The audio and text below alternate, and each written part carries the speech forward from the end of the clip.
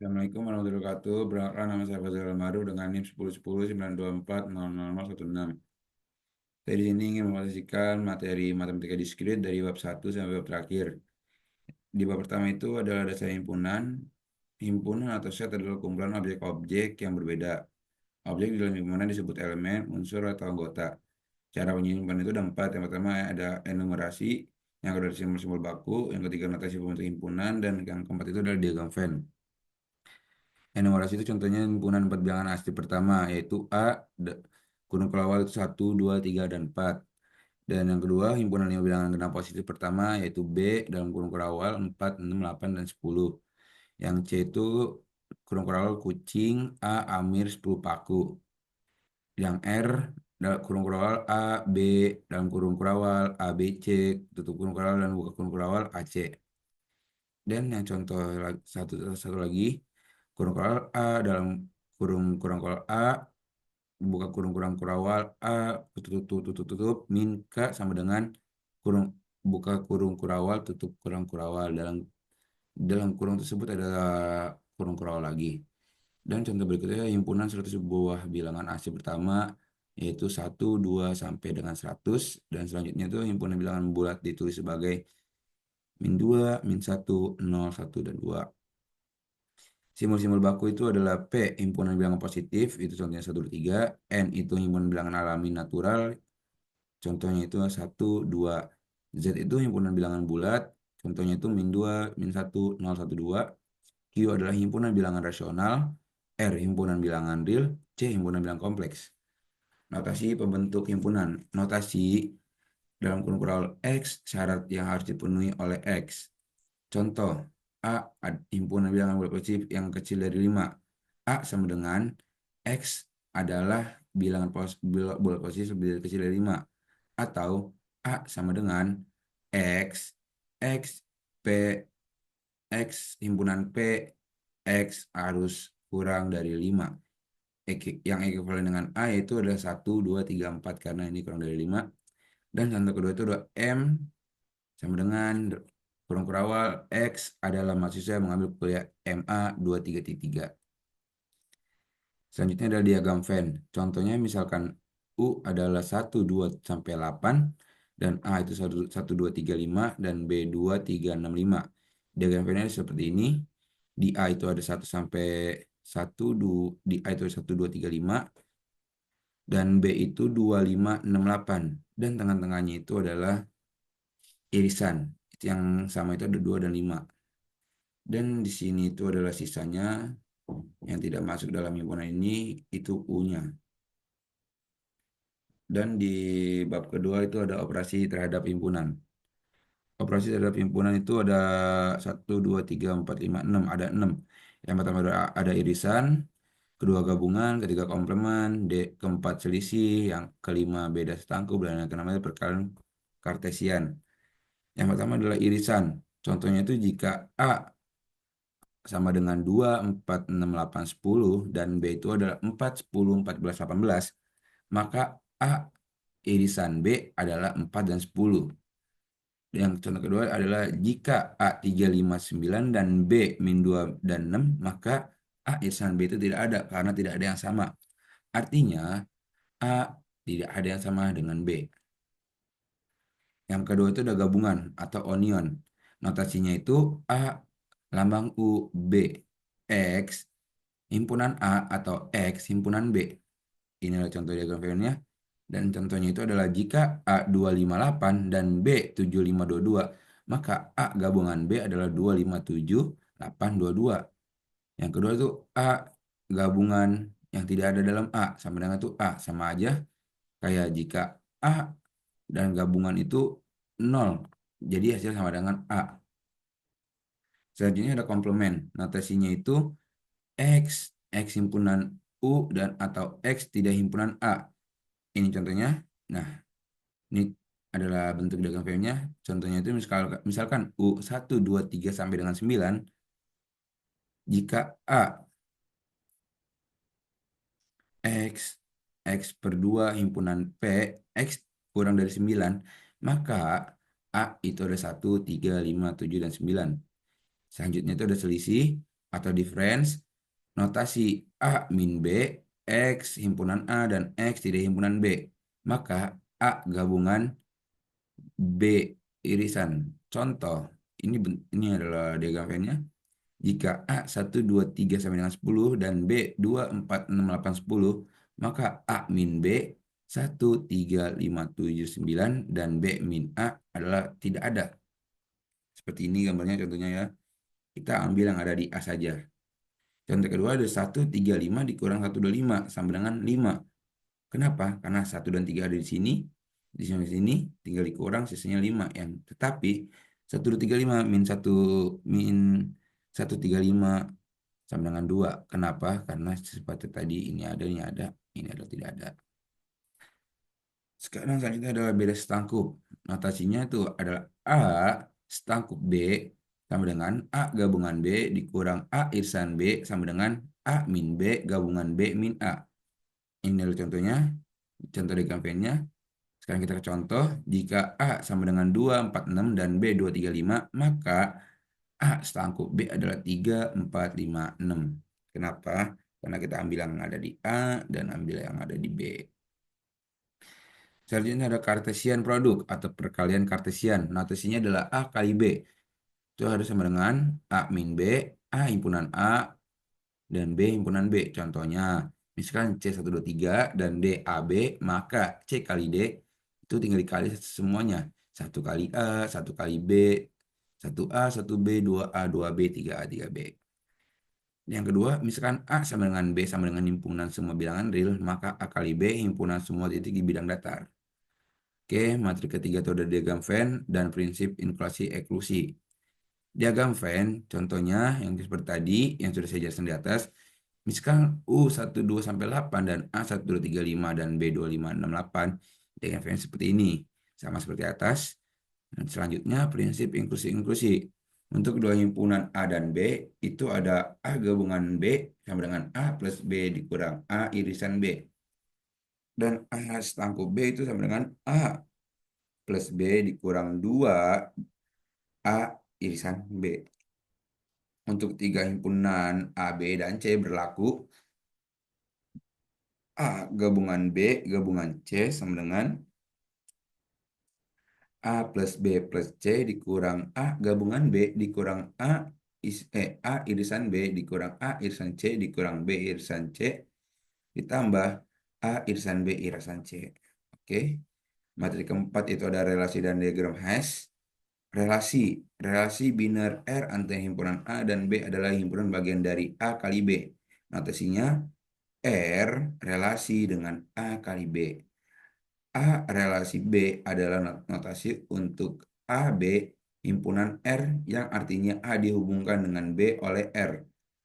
A relasi B adalah notasi untuk A, B yang tidak himpunan dengan R yang artinya A tidak dihubungkan oleh B oleh relasi R. Selanjutnya, himpunan A disebut daerah asal domain dari R dan himpunan B disebut daerah hasil atau range dari R.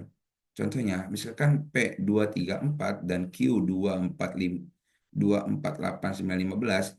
Jika kita definisikan relasi R dari P ke Q dengan Q Q himpunan R, jika P habis membagi Q, maka kita peroleh R itu sama dengan 2,2, 2,4, 4,4, 2,8, 4,8, 3,9, dan 3,15. Diagram Hess, diagram yang memuat informasi yang diperlukan untuk menemukan suatu pengurutan parsial R. Diagram Hess dikonstruksi dengan prosedur berikut. 1. Gambarkan diagram untuk relasi R. Hapus semua lot, selanjutnya hapus semua sisi yang terjadi karena sifat transitif. Keempat, atur setiap sisi sehingga vertex awal berada di bawah vertex akhir. Hapus semua panah pada sisi. Oke, materi kelima adalah fungsi. Fungsi adalah relasi yang khusus. Tiap elemen di dalam himpunan A harus digunakan oleh prosedur atau kaidah yang mendefinisikan F. Frasa dihubungkan dengan tepat satu elemen di dalam B. Berarti bahwa jika AB himpunan F dan AC himpunan F, maka B sama dengan C. Fungsi satu ke satu atau one to one. Fungsi F dikatakan satu ke satu atau one to one atau injektif jika tidak elemen A yang bayangan ada dua himpunan memiliki sama. Ini adalah contohnya. Ini semua ada. Dan selanjutnya fungsi pada atau onto. Fungsi F dikatakan dipetakan pada atau onto atau surjektif jika setiap elemen himpunan B merupakan bayangan dari satu atau lebih elemen himpunan A. Ini contohnya. Dengan kata lain, seluruh elemen B merupakan jelajah dari F. Fungsi F disebut fungsi pada himpunan B. Contohnya fungsi satu ke satu bukan pada. Ini. Ini fungsi pada, ini fungsi one to one bukan onto, dan ini fungsi onto bukan one to one. Oke. Dan ini fungsi one to one mau dan fungsi onto. Dan ini bukan fungsi karena semua yang ada di A semuanya di sini ada double, itu tidak boleh. Selanjutnya fungsi berkoresponden atau one to one atau ya one to one. Fungsi F dikatakan berkoresponden atau satu ke satu atau bijektif jika ia fungsi one to one dan juga fungsi onto. Inverse dari fungsi, jika F adalah fungsi berkoresponden satu ke one to one dari A ke B, maka kita dapat menemukan balikan atau inverse dari F. Balikan fungsi dilama dengan F min 1. Misalkan A adalah anggota himpunan A dan B adalah anggota himpunan B, maka F min 1 dalam kurung B sama dengan A jika FA sama dengan B. Contohnya relasi F sama dengan 1, U, 2, W, 3, F. Dari A sama dengan 1, 2, 3 ke B, U, V, W adalah fungsi yang berkoresponden satuan to one. Balikan fungsi F adalah F min 1 sama dengan U, 1, W, 2, V, 3. Jadi F adalah fungsi invertible. Dan materi ke selanjutnya itu materi ke-6 itu adalah permutasi. Definisi permutasi adalah jumlah urutan berbeda dari pengajuan objek-objek. Permutasi merupakan bentuk khusus aplikasi kaidah perkalian. Misalkan jumlah objek adalah n, maka urutan pertama dipilih dari n objek. Urutan kedua dipilih dari n-1 objek. Urutan ketiga dipilih dari n-2 objek sampai selanjutnya. Urutan terakhir dipilih dari satu objek yang tersisa. Menurut kaidah perkalian, permutasi dari n objek adalah n dikali n-1 dikali n-2 sampai dengan 2 dikali 1 sampai dengan n faktorial. Contohnya, berapa banyak kata yang terbentuk dari kata hapus? Penyelesaiannya adalah cara pertama itu udah kita hitung. Hapus itu ada berapa huruf? 1, 2, 3, 4, 5. Nah, dari itu kita hitung aja dari 5 kali 4 kali 3 kali 2, 1. Sama dengan ada 120 buah kata. Cara kedua adalah permutasi 5 dari 5. Kita langsung jadiin 5 faktorial sama dengan 122 kata. Berapa banyak cara menggunakan 25 orang? Contoh selanjutnya itu adalah berapa banyak cara mengurutkan nama 25 orang mahasiswa? Penyelesaiannya mudah sekali dengan menggunakan permutasi, yaitu tinggal permutasi 25 dari 25. 25 faktorial itu adalah bla bla bla bla. Sekarang permutasi R dari N elemen. Rumusnya, permutasi N dari R sama dengan N dikali N-1 dikali N-2 sama dengan sampai dengan N min R min 1 atau sama dengan N faktorial per N min R faktorial. Definisinya adalah permutasi R dari N adalah jumlah kemungkinan urutan R buah elemen yang dipilih dari N buah elemen dengan R lebih kecil atau sama dengan N. Yang di dalam hal ini pada setiap kemungkinan urutan tidak ada elemen yang sama. Selanjutnya adalah materi yang ketujuh itu adalah kombinasi dan permutasi bentuk umum. Permutasi dengan pengulangan. Banyaknya permutasi dari N objek dari N1 yang sama dengan N2 yang sama dengan NR yang sama adalah N faktorial per N1 faktorial dikali N2 faktorial sama dengan NR faktorial. Contohnya, tentukan banyak kata yang dibentuk dari kata discrete. Jawabannya adalah 7 faktorial per 2 faktorial. Kenapa 7 faktorial? Karena discrete ada 7 kata. Kenapa kita pilih 2 faktorial? Karena di sini ada I-nya ada 2, jadi kita bikin 2 faktorial. Selanjutnya, contohnya tentukan banyak kata yang dapat dibentuk dari kata matematika. Jawabannya adalah 10 faktorial per 2 faktorial, 3 faktorial, dan 2 faktorial. Di sini kenapa kita pakai 2 faktorial, 3 faktorial, dan 2 faktorial lagi? Di sini kita lihat M-nya itu ada 2, kita bikin 2 faktorial. Sedangkan A di sini ada 3, kita bikin 3 faktorial. dan T di sini ada 2, kita bikin 2 faktorial lagi, begitu. Selanjutnya adalah kombinasi. Bentuk khusus dari permutasi adalah kombinasi. Jika ada permutasi, urutan kemunculan diperhitungkan, maka pada kombinasi, urutan kemunculan diabaikan. Misalkan, ada 2 bola yang warnanya sama dan 3 buah kotak. Setiap kotak hanya boleh berisi paling banyak 1 bola. Jumlah cara memasukkan bola ke dalam kotak adalah permutasi 3 dari 2 per 2 faktorial sama dengan 3 faktorial per 1 faktorial per 2 faktorial sama dengan 3 kali 2 per 2. Jawabannya adalah 3. Definisi R elemen dari N elemen atau kombinasi N dari R adalah jumlah pemilihan yang tidak terurut R elemen yang diambil dari N buah elemen. Materi ke-8 adalah graf. Graf digunakan untuk mempresentasikan objek-objek diskrit dan hubungan antara objek-objek tersebut. Definisi graf, graf G itu F, E yang di dalam hal ini V adalah himpunan tidak kosong dari simpul-simpul vertik sama dengan V1, V2 sampai dengan Vn.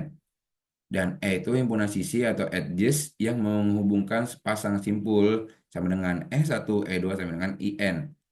Example, ini adalah contoh grafnya. Di sini juga contoh-contohnya graf G1. G1 adalah graf dengan V 1, 2, 3, 4. Sedangkan yang E itu 1, 2, 1,2, 1,3, 2,3, 2,4, dan 3,4. Graf G2 adalah graf dengan V 1, 2, 3, 4. Dan E-nya itu 1,2, 2,3, 1,3, 1,3 lagi, 2,4, 3,4, dan 3,4. Atau E sama dengan E1, E2, E3, E4, E5, E6, dan E7. Graf G3 atau graf gambar ketiga adalah graf dengan V 1, 2, 3, dan 4. E-nya itu ada 1,2, 2,3, 1,3, 1,3, 2,4, 3,4, 3,4, dan 3,3. Atau E sama dengan E1, E2, E3, E4, E5 sama dengan E8. Jenis-jenis graf berdasarkan ada tidaknya gelang atau sisi ganda pada suatu graf, maka graf digolongkan menjadi 2 jenis. Yang pertama ada graf sederhana atau simple graph. Yang kedua ada graf tak sederhana atau unsimple graph. Graf sederhana adalah graf yang tidak mengandung gelang maupun sisi-sisi ganda dinamakan graf sederhana. G1 adalah contoh graf sederhana. Ini adalah graf satu. Ini adalah gambar G1 yang tadi. Ini adalah graf yang sederhana. Dan kedua graf tersederhana. Graf yang mengandung sisi ganda atau gelang dinamakan graf tak sederhana. G2 dan G3 adalah contoh graf yang tersederhana. Ini adalah contohnya yang tadi. Dan materi ke-9 adalah graf lagi. Beber- Beberapa graf sederhana khusus itu ada graf lengkap, graf lingkaran, graf teratur, dan graf bipartit. Graf lengkap adalah ialah graf sederhana yang setiap simpulnya mempunyai sisi ke semua simpul lainnya. Graf lengkap adalah N buah simpul dilambangkan dengan Kn. Jumlah sisi pada graf lengkap yang terdiri dari N buah simpul adalah N, N-1 per 2. Ini adalah contoh-contohnya sampai dengan K6. Ada K1 yang mulai dari titik, K2 garis, K3 untuk segitiga, K4 melengkung kotak, K5, dan K6. Selanjutnya adalah graf lingkaran. Adalah graf sederhana yang setiap simpulnya berderajat 2. Graf lingkaran dengan N simpul dilambangkan dengan Cn. Ini adalah contohnya graf lingkaran. Selanjutnya ada graf teratur. Graf yang setiap simpulnya memiliki derajat yang sama disebut graf teratur. Apabila derajat setiap simpul adalah R, maka graf tersebut disebut graf teratur derajat R. Jumlah sisi pada graf teratur adalah NR per 2. Ini adalah contohnya, contoh graf teratur. Selanjutnya ada graf bipartits.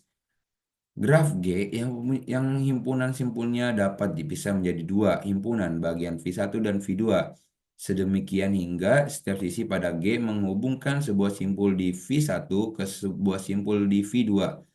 Disebut graf biparit dan dinyatakan sebagai G V1 dan V2. Selanjutnya ada graf Euler dan Hamilton. Lintasan dan sirkuit Euler. Lintasan Euler ialah lintasan yang memiliki masing-masing sisi di dalam graf tepat 1 kali. Sedangkan sirkuit Euler ialah sirkuit yang melewati masing-masing sisi tepat 1 kali. Graf yang punya sirkuit Euler disebut graf Euler. Graf yang punya lintasan Euler dinamakan juga graf semi Euler. Contohnya adalah graf berala Euler, ada A, G, C, B, G, D, F, A. Dan graf bersemi Euler itu adalah D, A, B, D, C, B. Dan graf semi Euler itu ada di contoh C ini, seperti ini. Selanjutnya ada lintasan dan sirkuit Hamilton. Lintasan Hamilton ialah lintasan yang melalui setiap simpul di dalam graf tepat satu kali. Sirkuit Hamilton ialah sirkuit yang melalui setiap simpul dalam graf tepat satu kali, kecuali simpul asal, sekaligus simpul akhir yang dilalui dua kali. Graf yang memiliki sirkuit Hamilton dinamakan graf Hamilton, sedangkan graf yang hanya memiliki lintasan Hamilton disebut graf semi Hamilton. Contohnya itu gambar A, graf yang memiliki lintasan Hamilton misalnya 3, 2, 1, 4. Yang B adalah graf yang memiliki lintasan Hamilton yaitu 1, 2, 3, 4, 1. Yang C adalah graf yang tidak memiliki lintasan maupun sirkuit Hamilton. Selanjutnya adalah lintasan dan sirkuit Hamilton atau Euler. Beberapa graf dapat mengandung sirkuit Euler dan sirkuit Hamilton sekaligus. Mengandung sirkuit Euler tetapi tidak mengandung sirkuit Hamilton. Mengandung sirkuit Euler dan lintasan Hamilton. Mengandung lintas Euler maupun lintas Hamilton. Tidak mengandung lintas Euler namun mengandung sirkuit Hamilton dan sebagainya. Contohnya, yang gambar A mengandung sirkuit Hamilton maupun sirkuit Euler. Ini, dan sedangkan yang B mengandung sirkuit Hamilton dan lintasan Euler.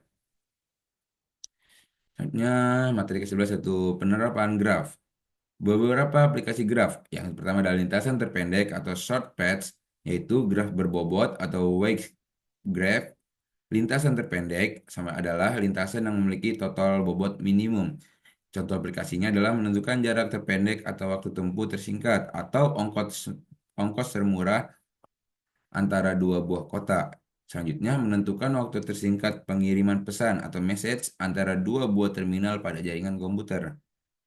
Lintasan terpendek terdapat beberapa jenis persoalan lintasan terpendek antara lain lintasan terpendek antara dua buah simpul tertentu, lintasan terpendek antara semua simpul, lintasan terpendek dari simpul tertentu ke semua simpul yang lain, lintasan terpendek antara dua buah simpul melalui beberapa simpul tertentu. Di dalam kuliah ini kita memilih jenis persoalan, memilih tiga jenis persoalan. Yang pertama lintasan terpendek. Uraian persoalan diberikan graf berbobot G yaitu F, E dan sebuah simpul A. Tentukan lintasan terpendek dari A ke setiap simpul lainnya di G. Asumsi yang kita buat adalah bahwa semua sisi berbobot positif. Selanjutnya materi ke-12 adalah pohon. Pohon adalah graf tak berarah terhubung yang tidak mengandung sirkuit. Ini adalah contoh pohon satu, ini pohon kedua, dan ini bukan pohon, dan ini juga bukan pohon, karena tidak terhubung yang tidak mengandung sirkuit. Ini adalah hutan atau forest. Kumpulan pohon yang saling lepas. Graf tidak terhubung yang tidak mengandung sirkuit. Setiap komponen di dalam graf terhubung tersebut adalah pohon. Ini adalah contoh hutan yang terdiri dari tiga buah pohon. Ini contoh satu, contoh dua, dan contoh tiga. Sifat-sifat pohon. Misalkan G, F sama dengan V, E adalah graf tak berarah, sederhana, dan jumlah simpulnya N, maka semua pernyataan di bawah ini adalah ekivalen.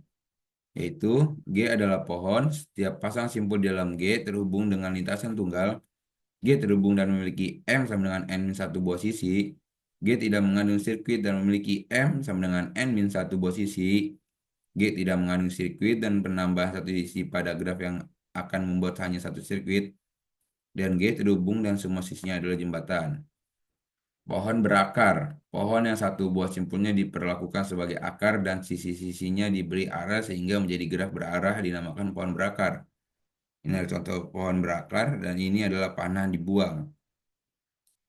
Selanjutnya materi ke-13 adalah pohon rentang atau spinning tree. Pohon merentang dari graf terhubung adalah upagraf rentang yang berupa pohon. Pohon merentang diperoleh dengan memutus sirkuit di dalam graf. Ini adalah contohnya ada G, T1, T2, T3, dan T4. Setiap graf terhubung mempunyai paling sedikit satu buah pohon merentang. Graf terhubung dengan K komponen mempunyai K buah hutan merentang yang disebut hutan merentang atau spanning forest. Aplikasi pohon rentang itu adalah jalan-jalan seminimum mungkin yang menghubungkan semua kota sehingga setiap kota tetap terhubung satu sama lain. Peruttean atau routing pesan pada jaringan komputer. Ini adalah contohnya. Yang kotak adalah router dan yang titik ini adalah subnetworknya. Selanjutnya ada pohon tentang minimum. Minimum. Graf terhubung atau berbobot mungkin mempunyai lebih dari satu pohon rentang.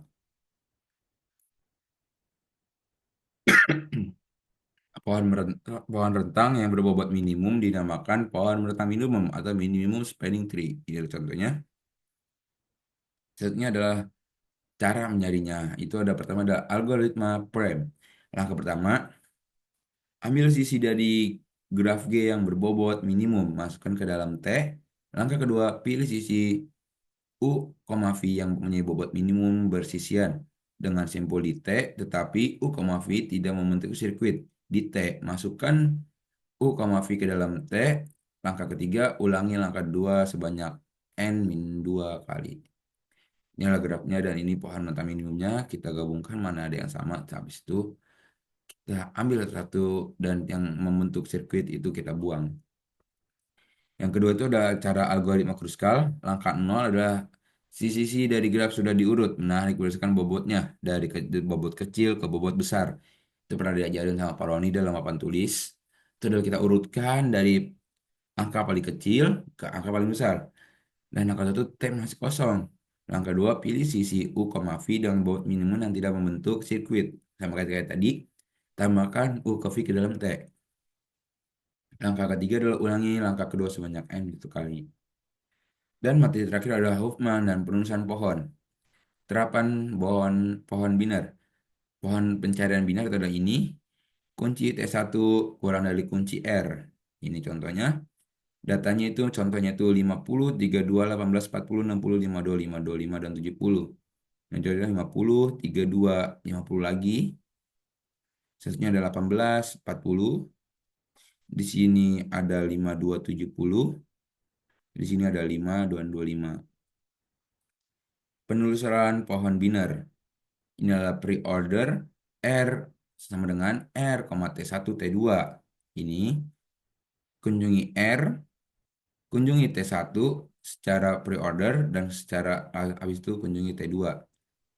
Terus kedua ada in order. Itu adalah sama dengan T1 ke R, habis itu ke T2. Kunjungi T1 secara in order, kunjungi R, habis itu kunjungi T2 secara in order. Post order itu adalah T1, T2, lalu ke R. Kunjungi T1 secara post order, habis itu ke T2, baru kita ke R. Selanjutnya itu adalah pre-order prefix, itu adalah bintang, habis itu kita ke plus, habis itu kita ke A, habis itu kita balik ke B, habis itu enggak dari A ke garis miring, habis itu ke B, ke C, balik lagi ke sini, ke D, ke bintang, ke E, ke F. Itu cara pre-order atau prefix. In order itu dari A ke ke plus, habis itu ke B, habis itu ke garis miring, habis itu ke C, balik ke atas, ke bintang lagi, habis itu ke D, ke min, habis itu ke E, ke bintang, habis itu ke F. Sedangkan post order itu adalah dari A, B, C, habis ini sini, balik ke garis, balik lagi ke plus, baru tuh D, E, F, balik lagi ke bintang, balik ke minus, habis itu balik lagi ke bintang. Begitu dari presentasi saya tentang matematika diskrit selama semester 1, kurang lebihnya itu saya memahami hampir semua matematika dalam materi ini. Mungkin cukup sekian dari presentasi saya, kurang lebihnya mohon maaf. Wassalamualaikum warahmatullahi wabarakatuh.